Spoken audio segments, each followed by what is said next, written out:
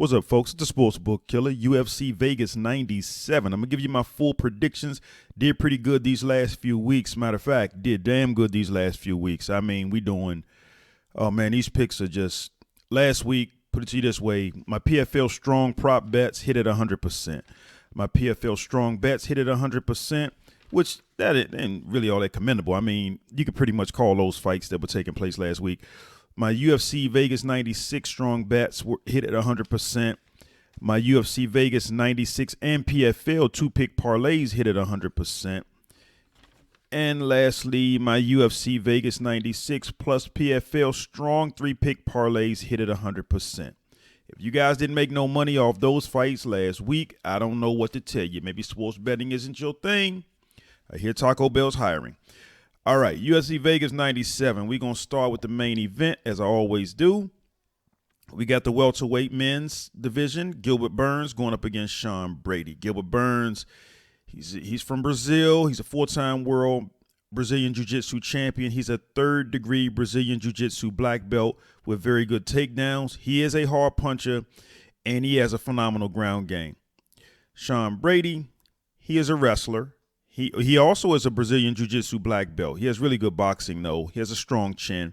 He has great takedowns and a great ground game, and he has really good cardio. I'm going to lean Sean Brady because Sean Brady is the younger, fresher guy. Gilbert Burns is 38 years old. But Gilbert Burns is going to be tough for Sean Brady, though. But so if you don't want to sweat a little bit, you may not want to mess with this one. I don't mind sweating. I'm going to take Sean Brady. He's 16-1. He's the UFC kind of up-and-coming guy. He did lose to Bilal Muhammad, who's now champion. So that doesn't say anything negative about him. Gilbert Burns is 22-7. He's been in there with some of the best of them, with the best of the best. So I'm not, trying to say that it'll be a cakewalk for Sean Brady, but I'm going to lean Sean Brady in this one. Well, I'm not going to say I'm leaning. I'm going to bet on Sean Brady in this one, and I'm going to also throw a little bet on the over 1.5 round prop. Next fight, we got the women's flyweight division. Jessica Andrade going up against Natalia Silva. Now, this is a fight that I do feel strongly about. I love my Natalia Silva. She's on the 11-fight win streak. She's a Taekwondo purple belt. She has very fast hands, very fast kicks, and really good takedown defense. Jessica Andrade, she's a Brazilian Jiu-Jitsu black belt. She has KO power and very strong leg kicks. Her boxing's rather weak, though. She gets clipped a lot. She has good cardio, but her takedowns are rather weak. I'm going with Natalia Silva all the way. Right now, you can get her at minus 258, so that's 2.5 to 1 odds on the money. And you guys know, as you saw last week, these odds change, and it gets to a point where you can't even bet on the favorite anymore because sometimes they get up to minus 800, minus 900, and you just can't bet on them. So I'm going to take Natalia Silva to win. I'm also going to take the over 1.5 round prop, and I'll throw a little something on the over 2.5 round prop. Next fight, we got the men's featherweight division. My guy, Steve Garcia, love the way this guy fights. He has KO power, good boxing, trains at Jackson Wink. He has very strong kicks, and he has good cardio. He fights out of the southpaw stance, and he's on a 4-fight knockout win streak. He's going up against Kyle Nelson, Brazilian Jiu-Jitsu purple belt. He has some strong leg kicks as well, but his takedowns are rather weak. His ground game's not that strong. It's kind of weak. He has poor cardio, but he is on a 3-fight win streak. Kyle Nelson has a very, very strong chin, and Steve Garcia is a very, very hard puncher. So this is going to be a very interesting fight. I'm going with Steve Garcia. He seems to find a way to get that knockout. I'm going to go with Steve Garcia to win this, and I'm going to toss a little something on the under 2.5 round prop just in case he gets that KO.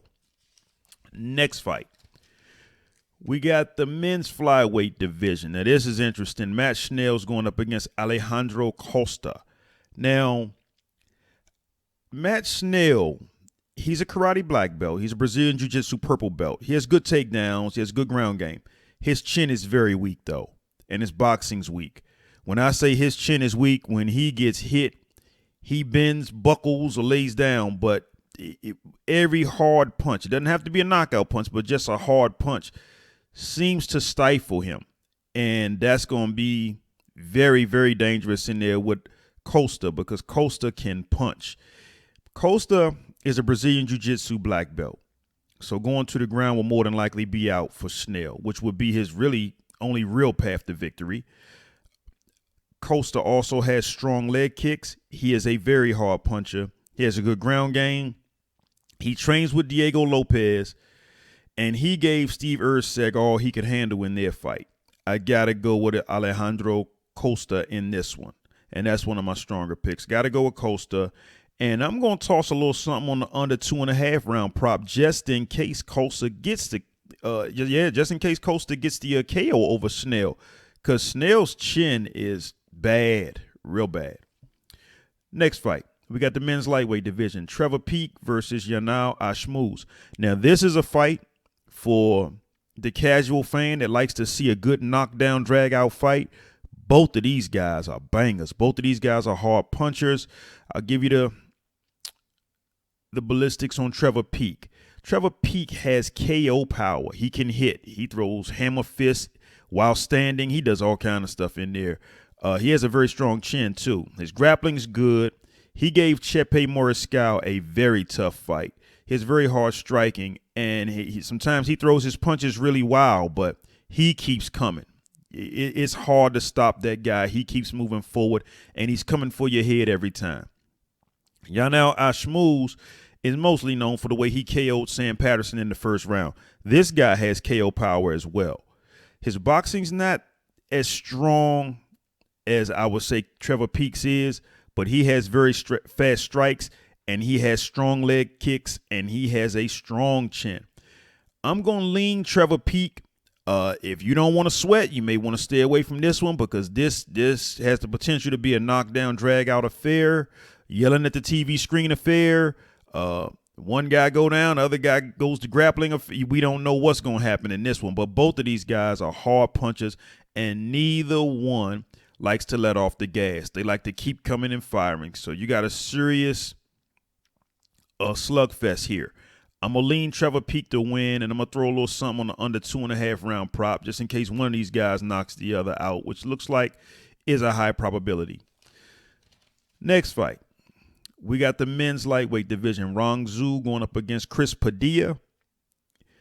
I watched both of these guys' fights. Rong Zhu is on a 4-fight win streak. He is a hard, versatile striker. He has a good ground game, and he trains at American Top Team. Chris Padilla has very quick takedowns, and he is on a 4-fight win streak. But I just wasn't too impressed with either one of these guys as far as being able to bet on them confidently. So I'm not going to pick a winner in this one. I'm clueless as to who I think is going to win, but I am going to throw a little money on the DraftKings prop bet that the fight starts the second round and that the fight starts the third round. Next fight, Ryan Spann. We got the men's light heavyweight division. Ryan Spann going up against Ovince St. Preux. This is going to be an interesting fight. I feel bad because I think Ryan Spann can win this fight. I think Ryan Spann probably will win this fight. He is on a 3-fight losing streak. His cardio's weak. He is a very hard puncher, though, and he has good boxing. Ovince St. Preux, he has very low strike output, and that's going to be the problem. But he is a Brazilian Jiu-Jitsu brown belt and a hard puncher. Ovince St. Preux, he's content with just laying back, throwing a teep kick to your gut until you kind of wear down. And Ryan Spann's cardio has always been questionable. If he don't get you out of there in the first round, the odds of you winning go up a lot. So I can't bet on Ryan Spann because I promised myself after the way he didn't fight in the third round against Anthony Smith, I wouldn't bet on him again. But I do think he probably will win this fight. I'm going to take the prop bet that the fight starts the second round, but I won't be betting on this one. I certainly can't bet on Ovince St. Preux. Ovince St. Preux is 40 years old, and with a low punch output when he was younger, you can imagine what it's going to be like at 40. So I think Ryan Spann probably will win this one. But like I said, if you want to bet on him, enjoy. I don't bet on this guy anymore. But I will take that prop bet that the fight starts the second round. Next fight. We got the women's strawweight division. Jacqueline Amorim going up against Vanessa Demopoulos. Amorim is a jiu-jitsu ace. She has very weak striking. She doesn't have the best cardio, but she does train at American Top Team. She's a second-degree Brazilian Jiu-Jitsu black belt.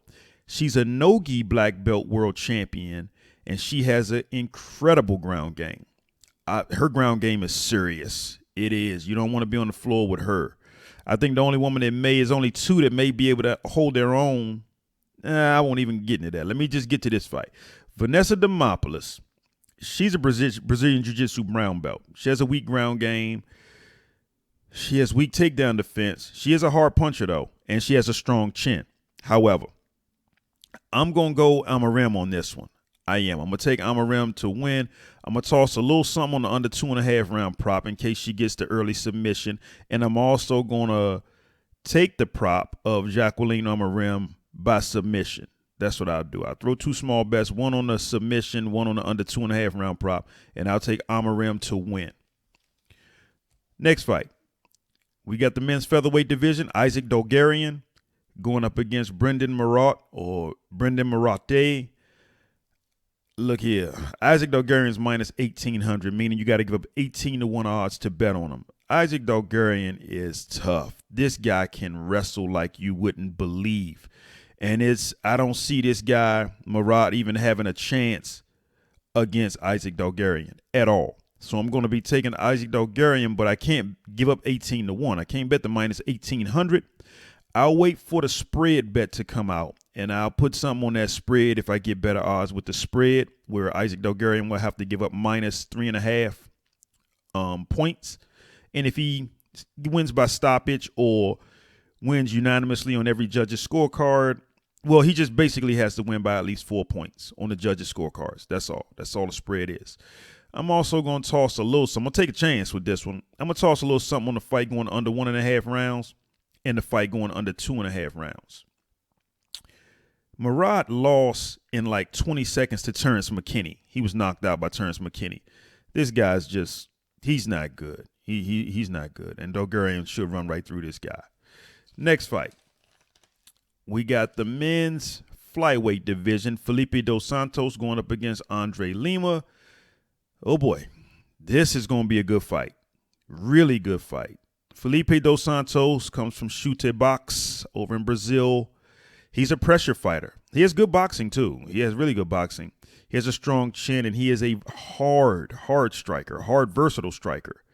His only loss in the UFC has been to Manel Kape, and he gave Manel Kape all he could handle. He stuck him quite a few times with some good shots. So Andrade Lima is a Brazilian Jiu-Jitsu brown belt. He has very strong leg kicks, and he's a 3-time kickboxing champ. He's a very hard, versatile striker with really good cardio. I'm going to lean Dos Santos in this one. I'm going to take a chance and take the upset and lean Felipe Dos Santos, put him in a parlay and see if he can pull it off. I'm also going to take the over 1.5 round prop and the over 2.5 round prop in this one. Next fight. Issa, we got the men's featherweight division. Issa versus Gabriel Santos. Issa has a very strong chin. He has weak takedowns, though. He has a good ground game, but his boxing's rather weak. He's 26 years old. So he's young. His record of 24-4. Gabriel Santos has a record of 10-2. He's 26 years old. He's a Brazilian Jiu-Jitsu brown belt. He has a great ground game. Good boxing, strong chin. He's a hard puncher.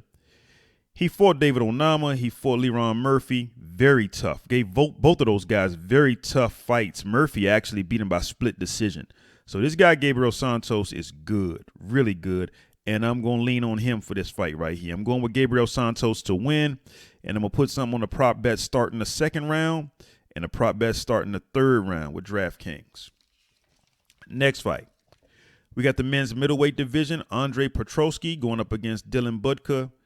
I saw Dylan Bukka's UFC debut against Cesar Almeida. It was a joke. This guy is terrible. He has weak boxing, poor cardio, weak ground game. He does have a strong chin. I'll give him that.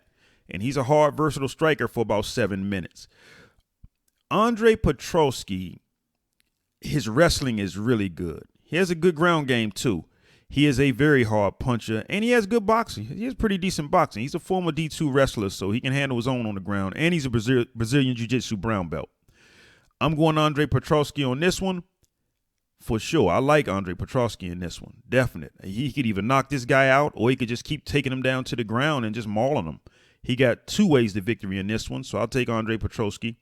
And I'll also take the prop bet that the fight starts the 2nd round. Last fight, Zigomantas Ramaska. I think this was a late added fight. The men's featherweight division. Zigomantas Ramaska is going up against Nathan Fletcher. Ramaska is a combo sambat background guy. He has good boxing. He has very fast hands, but his ground game is rather weak in my opinion. Nathan Fletcher has good wrestling. He has good boxing. Punches pretty hard, and he has a pretty good ground game. You know, I hope he's better at his takedowns because I've seen him. He can get takedowns, but he struggles with them a little bit. But it looks like he's starting to tighten that up. If I had to bet, which I really don't want to bet on this fight, I would probably lean Nathan Fletcher, but this fight will probably be a little too close. I think I'm going to stay off this one. And I am going to, but if I was betting, I would have to go with Fletcher on this one. And I wouldn't put too much on them because both of these guys are UFC newcomers. I wouldn't put too much on them. We haven't seen too much from these guys. I'll also take the over 1.5 round prop. So that'll be that, y'all. Good luck. The fights will be September 7th. I believe they start on the West Coast at 1 p.m. Good luck, and I hope we continue making this money.